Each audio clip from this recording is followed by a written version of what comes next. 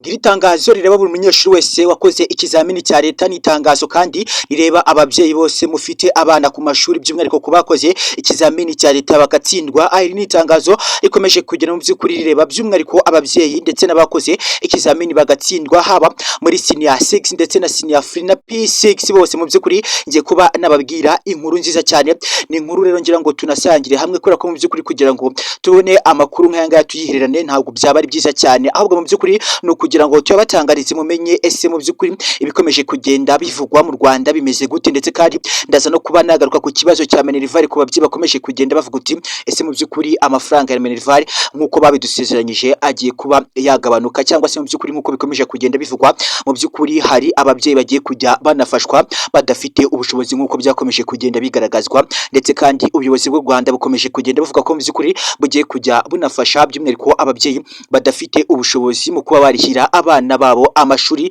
By'umwihariko nshuti bukundwa, kuri uyu munsi ndaza no gukorera ubuvugizi ku babyeyi bakomeza kugenda bavuga ko bafite umuryango munini cyangwa se abanyeshuri bakomeje kugenda banabura amafaranga ya Minerval, ibi kandi bikanatuma abanyeshuri bagenda bava mu ishuri, u Rwanda rukagira mu by'ukuri abana bicaye bibavuye mu ishuri.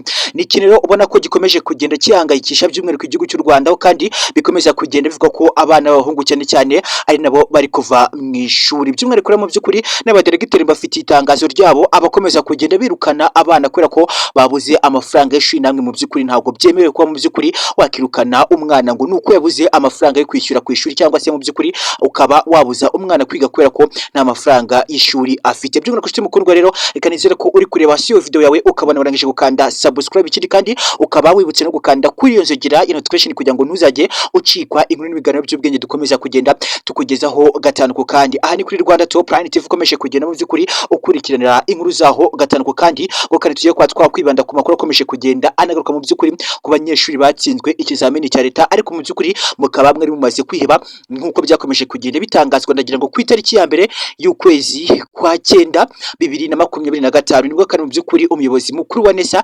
yanatangaje amanota y'abana bo muri senior 6 ndetse na level 5. Mu by'ukuri binavuga ko abana banahembwe neza cyane, ndagira ngo mwarabibonye ku munsi w'ejo ku itariki ya mbere.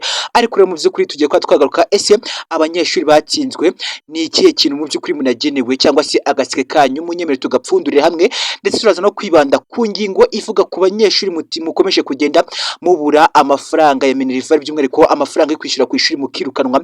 Abaderegiteri namwe mu by'ukuri nakomeje kugenda mbihanangisha kuri video nakomeje kugenda nkora, nuko nta muderegiteri cyangwa se umurezi wemerewe kwirukana umwana ngo nuko yabuze amafaranga ya Minerval yo kwishyura. Mu by'ukuri uzafatwa yakoze iki gikorwa cyo kwirukana umwana akamubuza kwiga, ibi ngibi mu by'ukuri bizafatwa nko kuba wabuza umwana, cyangwa se nko gufunga iterambere ry'u Rwanda rw'ejo hazaza, ndetse no gufungira umugisha w'uyu mwana. Niyo mpamvu mu by'ukuri mvuga ngo nimba uzi umwana wegeze kurengana bene aka kageni, usabwa kuza muri comment mu by'ukuri ukabitubwira tukamenya ese abana bakomeje kugenda barengana ikigo cyabikoze, umuderegiteri ndetse n'abandi bakomeje kugenda bavyura amategeko n'amabwiriza y'u Rwanda rukomeje kugenda rugenderaho, ndetse n'amahame y'u Rwanda. Kuri uyu munsi mu by'ukuri n'ampamvu uvuga uti ushobora kuba warabyaye abana 5 ukaba ufite abana 10, ariko mu by'ukuri abana bose bakaba bakeneye kuba bakiga. Ese nk'uko mubyumva nk'abanyarwanda murumva ko kuyu muntu ufite abana 10 birumvikana nk'uko tuvuga ko kuboneza urubyaro ni byiza cyane, ndetse kandi no kuba mubyara bake dushoboye kurera yego ni byiza, ariko se wa wundi wacitswe udafite ubushobozi bwo kuba mu by'ukuri yaboneza urubyaro nko kuba mu by'ukuri yakifata, ariko akaba akeneye ko abana be biga, bityo kandi ugasanga uyu mubyeyi akomeje kugenda anarengana cyane. Uyu ngura mu by'ukuri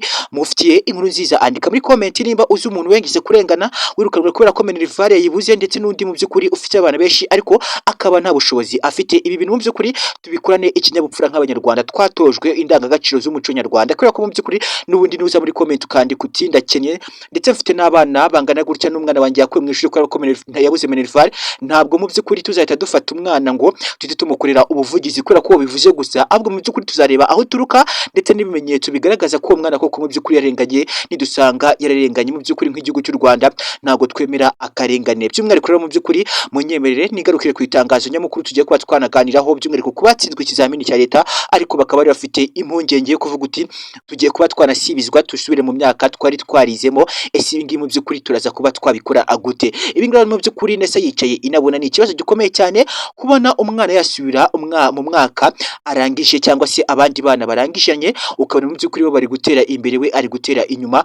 Ni igikorwa ubona ko ari igikorwa kibi kitatuma uyu mwana abasha kuba yakomeza amashuri ndetse kandi no gukabya inzozi ze bikaba byaba bibi cyane. Kugeza kuri aka kanya, mpamvu mu by'ukuri mvuze uti reka mbashe kuba mu by'ukuri nabagezaho itangazo rya Nesa ibashe kuba yatangaza kuri uyu munsi. Mu by'ukuri ndavuga ko ari itangazo ryiza cyane ku banyeshuri mwakomeje kugenda mubona amanota make, ndetse mu by'ukuri n'abize Hege na TTC ndavuga ko mwakomeje kugenda mubona ukuntu nyine mu by'ukuri mwakomeje kugenda mubona amahirwe. Ariko rero ndaza no kwibanda ku bana batandatu bamaze kuba baturanywa ndetse kandi bagiye no kuzatangazwa ku munsi w'ejo, bagiye kuzajya kwiga hanze bitewe n'uko batsinze neza cyane. Ndagira ngo mu biganiro nakomeje kugenda ngora, nakomeje kugenda mu by'ukuri ngaruka kuri aya makuru yakomeje kugenda avuga ko abana bazatsinda neza cyane mu by'ukuri, by'umwihariko bakanatsinda mu Rwanda bagahiga abandi batandatu. Mu by'ukuri imibare itandatu izatoranwa ikajya kwiga hanze ikajya irihirwa. Ababyeyi babo ntabwo basemerewe kuba mu by'ukuri bishyura amafaranga y'ishuri ndetse n'imyambaro y'ishuri n'amakaye ndetse mu bikoresho muri rusange byose ntabwo bazaba bemerewe kuba babyishyura, ahubwo mu by'ukuri nka leta y'u Rwanda izajya ifata ibishyurire ibyo bikoresho byose bitewe n'uko nyine abana bahize abandi babaye intwari.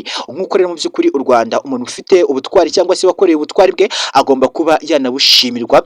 Aka kanya mu by'ukuri mwe mwazanye 40%, 30%, ntabwo muri buze ko mu by'ukuri mwakora judgment muvuge ngo mu by'ukuri muriciraho iteka, kubera ko Nesa aka kanya yicaye ireba isanga mu by'ukuri kubona umwana yakongera gusibira. Abana benshi twakomeje kugenda tubaganiriza bakomeje kugenda basibira, na bamwe hari n'umwe wiyahuye wo muri P6 mu by'ukuri uturuka muri Kicukiro, mu by'ukuri yabasha kuba yakiyahura bitewe n'uko nyine mu by'ukuri yabuze amanota yo kuba yabona gukomeza akajya muri sogonderi, aza no kuba yanakiyahura. Urumva ko Nesa yatekereje kuri ibintu byose ibasha kuba yabihuriza hamwe, inasanga ni igitekerezo kibi kuba mu by'ukuri bafata umwana bakamusibiza, ndetse kandi nanjye nabonye ari igitekerezo kibi nk'uko nyine dukomeza kugenda dukora judgment y'ibisubizo byanyu ndetse na comment zanyu.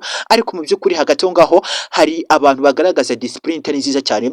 Ahangaha mu by'ukuri mbibutsa ko nongera narabisubiramo, ntabwo ari ahantu ho gutukanira cyangwa se kuza bitewe n'uko nyine mu by'ukuri wari umeze cyangwa se nuko wumvisha inkuru ukaza mu by'ukuri uri nk'umuntu wahubutse cyangwa nk'imbwa yiruka ukaza uhita wandika muri comment. Ahangaha mu by'ukuri reka mbiyame mbabwire ngo ntabwo ari ahantu ho kuza kwandikira amagambo yose ubonye. Niba wumva nta gitekerezo kizima ufite byihorere ukomeze, ndetse kandi singusabye no kureba video yanjye. Ariko nyamara kuba mu by'ukuri nakifata nkaza gutangariza aya makuru simba buzi ikindi kintu nakora, nuko mbagira ngo mu by'ukuri nanjye ngire itafari ntera ku bana b'u Rwanda bakomeze gutera imbere. By'umwihariko nk'uko nakomeje kugenda bibabwira, nimba uzi umuntu wegeze kurengana mu by'ukuri akirukanwa ku ishuri n'umuderegiteri cyangwa se umurezi kubera ko yabuze amafaranga ya minerval, byandike muri comment. Uyu muntu mu by'ukuri tuzaje tumukorera ubuvugizi, ndetse ujye unandika aturuka hanaha yitwa gutya na gutya, ndetse mu by'ukuri n'umuderegiteri bamwirukanye bibaye byiza wakabaye uzi izina rye kugira ngo tubone uko tubakorera ubuvugizi. Reka mabwire ngo ndabakunda cyane, ciao ciao, hano ni Rwanda Top Line TV mukomeje kugenda mukurikira agatano ku kandi.